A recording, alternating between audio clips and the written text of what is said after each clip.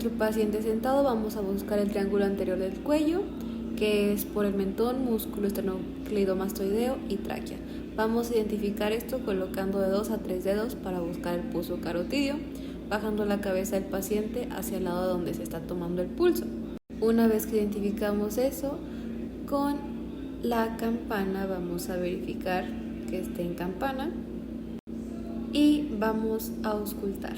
Para eso tenemos que ponerlo en donde buscamos nuestro pulso anteriormente y vamos a jalar lo que es el músculo esternocleidomastoideo.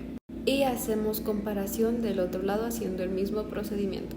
En este caso, nuestro paciente se reporta como la maniobra de auscultación es negativa, ya que tiene el pulso carotidio rítmico con buena intensidad, buena frecuencia y sin soplos.